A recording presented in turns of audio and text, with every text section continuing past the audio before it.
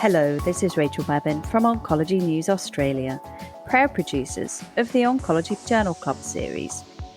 Today, the OJC meets Professor Dorothy Keefe, CEO of Cancer Australia.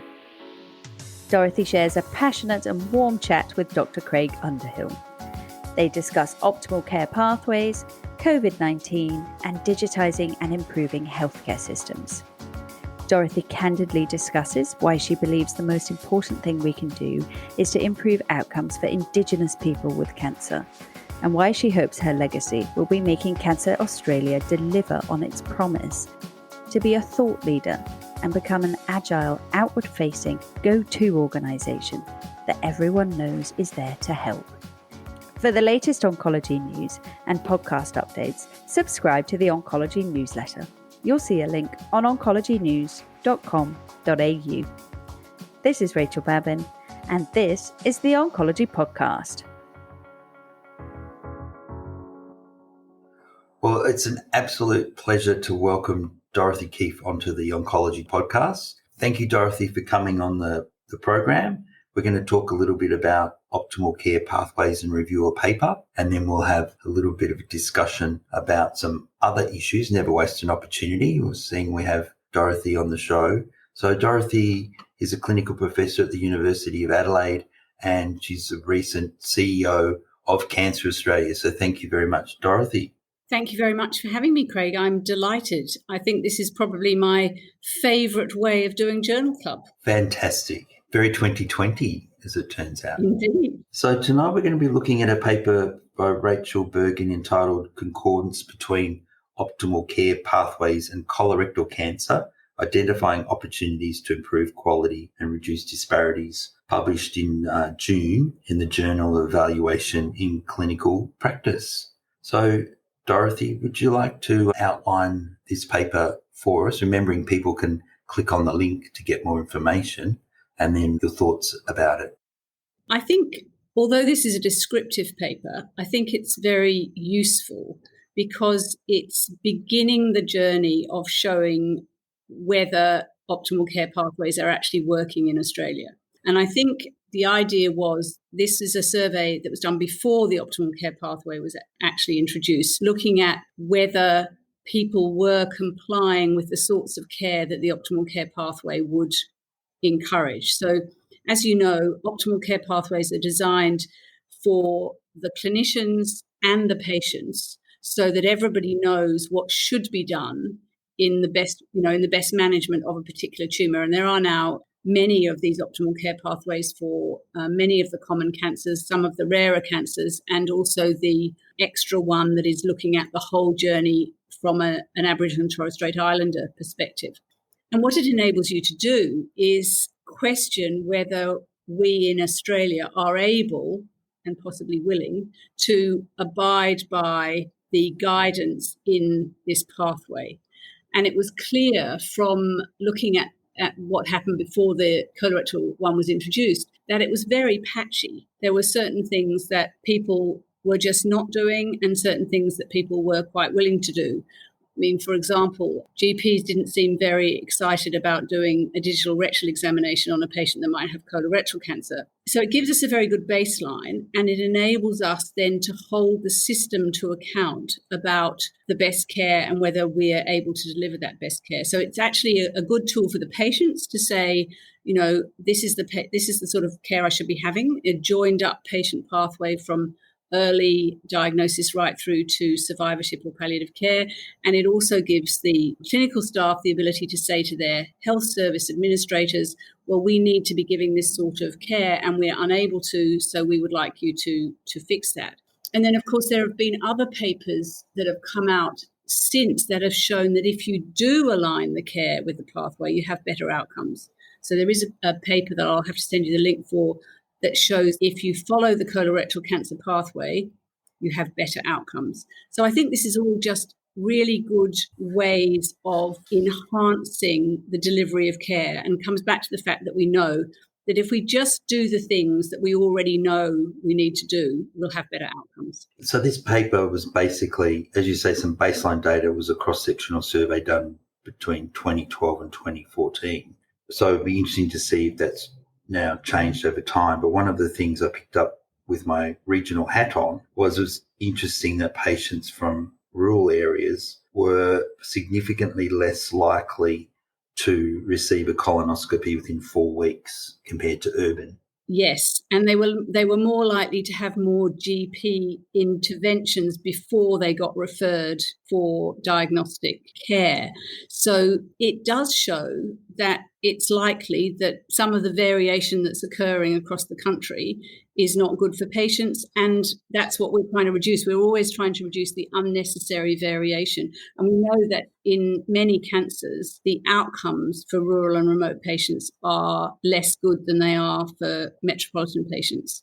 So I presume the other paper you referred to is the Luke to Marvelde paper, alignment with indices of a care pathway associated with improved survival. That's the one. That's another paper we've considered reviewing on this show.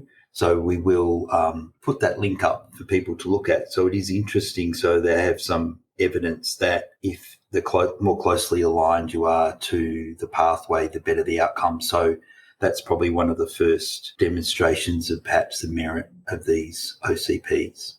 That's exactly right. But the piece that misses is whether introducing them has increased the alignment. So if you can show that there was poor alignment before they were introduced, that if you're aligned, you have better outcomes, then you need to also show that the uptake is increasing. And that is something that we haven't yet been able to demonstrate, although there have been pilot programs in all states aimed at implementing the optimal care pathways. So one of the issues for me in working with the OCPs is the difficulties about real-time data and collecting the data, analysing the data in a timely way and giving feedback to clinicians. So what do you think we can do to resolve that issue? Craig, that's a really big issue in Australia, and it's patchy between the states. So there are some states that can have data within 3 or 4 months of a patient undergoing a procedure or having a diagnosis, and there are states where it might be 2 years. Now, that's clearly not acceptable. And I think most of the cancer workforce has been advocating for quite a long time for real-time data. And I think we have to use this COVID-19 pandemic crisis, just to segue into that, in order to drive more timely data. I think it's absolutely clear that we should have the data in real time. And it is not impossible. The Dutch, for example, were already showing in March that there had been a reduction in cancer diagnoses due to the coronavirus pandemic. We could at that point estimate that there would be reductions in cancer diagnosis, but we couldn't tell you how big they were. And we can't give you a national figure about that yet. So I think that this is an area where we need to be advocating with the data collection bodies, the cancer registries, the AIHW, in order to get those data in a more timely manner. Yeah, we've had recent experience with the Cancer Council in Victoria where it takes them about 18 months to clean the data for how many patients were put on a clinical trial in Victoria in a year. So, that kind of time delay is really so last century. Indeed. I think that New South Wales, Queensland and to a certain extent WA are ahead of the curve within Australia. I think, on the plus side, we do know that we have some of the best outcomes in the world for cancer. We know that from longevity, and we know that from the data that we do get, albeit a bit late. And there are some other countries that have fabulous data but don't have our fabulous outcomes. So I think what we're striving for is having both. Because you can't reduce unnecessary variation if you can't demonstrate to people that it exists. Yeah, and to me, it's addressing those pockets of disparity, bringing them up to the average would be where we need to invest to really make the next step in improvement in survival outcomes in Australia, which segues into, I guess, the next question. You mentioned the optimal care pathway in the Aboriginal and Torres Strait Island population, which was published 2019, I think, for the first time. So how do you think that's going to fit into the landscape and the likely impacts of that? Well, I think this is a really important piece of work because, as you know, it's all very well having the best outcomes for cancer in the world as long as everybody has them. And in Australia, the gap in cancer outcomes is actually widening, not getting narrower. And it's widening in two ways. It's widening because we're improving the outcomes for non-Indigenous people, and Indigenous people are getting more cancer, and it's at a later stage, and so they're doing worse. So having an OCP that focuses on enabling Indigenous people to achieve the good outcomes that everyone else achieves is absolutely vital. I see it as, the most important thing that we can do is to improve outcomes for Indigenous people with cancer. And that involves changing the way the whole health system interacts with and communicates with our Indigenous peoples, because we know what we need to do, but we're failing to actually be able to deliver it. So, yes, I think this is extremely important. And in fact, Cancer Australia has developed an implementation guide and toolkit for the optimal care pathway that I think might have just sneaked onto our website recently as a soft launch, but that we will be launching more formally later in the year, that has lots of tools available to help health services to actually use this OCP optimally. My eldest daughter, is a second-year university student studying social work, and she lectures me now on social determinants of health. And so in this space, I think, it's not just what we do in cancer, is it? It's really all about that socioeconomic disparity, the voice to Parliament, and all of those issues that we need to address. Look, I think you're absolutely right. The social determinants of health are a really big problem. And I think the intergenerational impact of the social determinants of health is important. And I've been looking at, if fixing the social determinants of health is not easy, but the question is whether it's sufficient to close the gap, or whether there's something else there that we haven't looked at or haven't considered. I came across the term social epigenomics recently. Wow. It's a fascinating topic. It's looking at the epigenomic and epigenetic changes that occurred when Europeans arrived in Australia in the Indigenous population. And we can do all we like, but if there are ongoing epigenomic and epigenetic changes, we need to work out a way to undo those, to change them back. And I don't know how we do that yet, but I think this is an area that we need to look at. The other thing that we need to do is look at what we're calling disadvantage-driven policy setting. So just for an example, another piece of work that we're doing is we're looking at a roadmap for pancreatic cancer over the next 5 years, because the outcome for pancreatic cancer in Australia is appalling. At the moment, it's so bad that there's no gap between Indigenous and non-Indigenous outcomes. So I imagine, and I don't think I'm just imagining it, I think the evidence would suggest that if we improve the outcomes of people with pancreatic cancer by making the journey better, doing all the things we already know to do, joining up all the gaps, we will create a gap between Indigenous and non-Indigenous outcomes that doesn't currently exist. And we can't do that in 2020. What we have to do is we have to say, how do we raise survival rates in pancreatic cancer for everybody? Yeah. I haven't got an answer yet, but that's the way we need to be thinking. So, how long have you been in the role as CEO of Cancer Australia now, Dorothy? I remember celebrating with you. We were doing some work in Wollongong when you found out. So we had a glass of champagne at a beautiful waterside restaurant, which now seems like some kind of ancient epoch if you live in Victoria. So how long have you been there, and has there been any surprises in taking over the role? Well, thank you, Craig. Yes, I do remember that fateful day very fondly, and I've now been in the role for over 12 months. So I'm no longer the new CEO. I'm the CEO.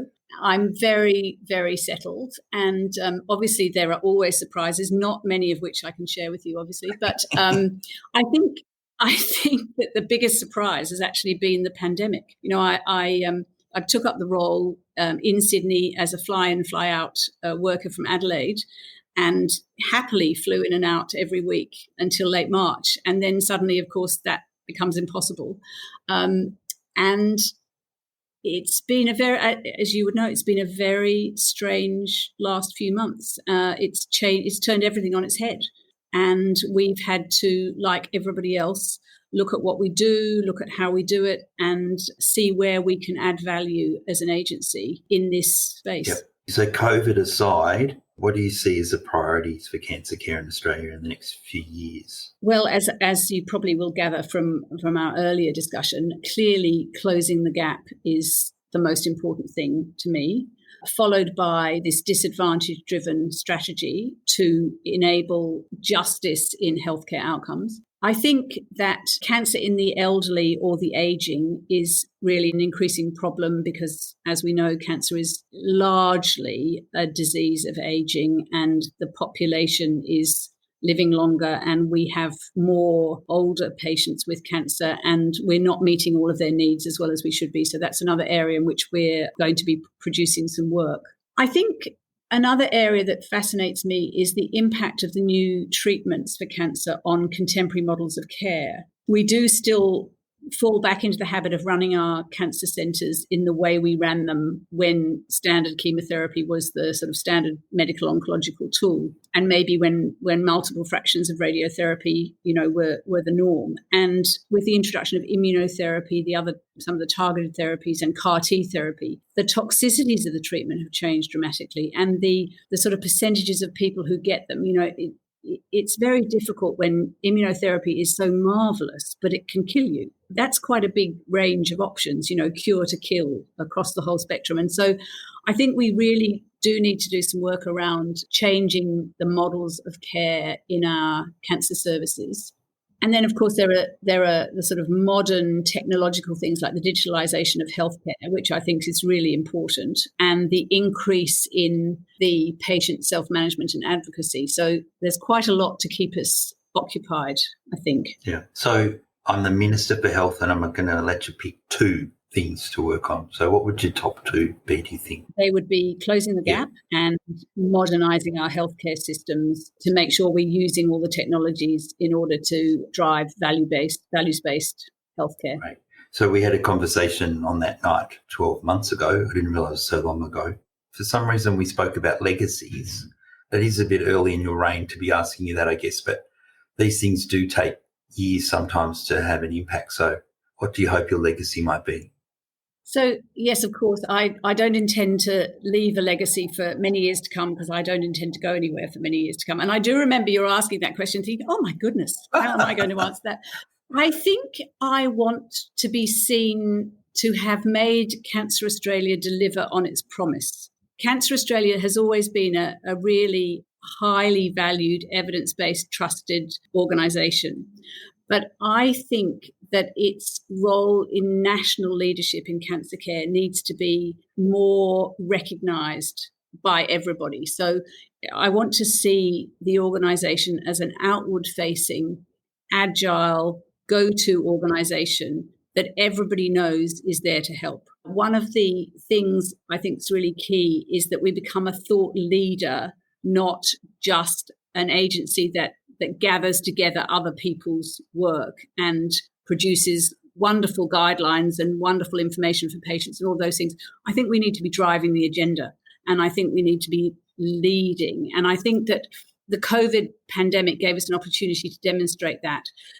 Traditionally, the work that we do takes quite a long time because of all the evidence that needs to be reviewed and the work that needs to go into it. But, when COVID came along, you don't have lots of time. You have to be really speedy in order to do something that's worthwhile. And that piece of work that we did in the conceptual framework for managing cancer during a pandemic was something that only we could do because we're the agency. We had that national view looking at the whole of the journey in every sort of cancer treatment and patient impact and research impact. We have an opportunity to operate where other individual health systems or cancer centres don't. And we have to find those areas where we can operate and lead the thought in those areas. Yeah. And to a certain extent, that was the purpose of this afternoon again, to bring people together and drive some useful cancer leadership.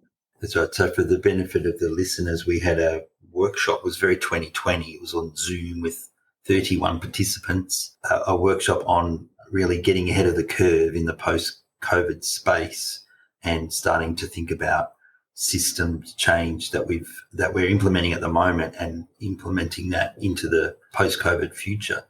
Dorothy, what were your sort of the main takeaway things from today? What were the things of most interest, or the things, again, that could have been most surprising?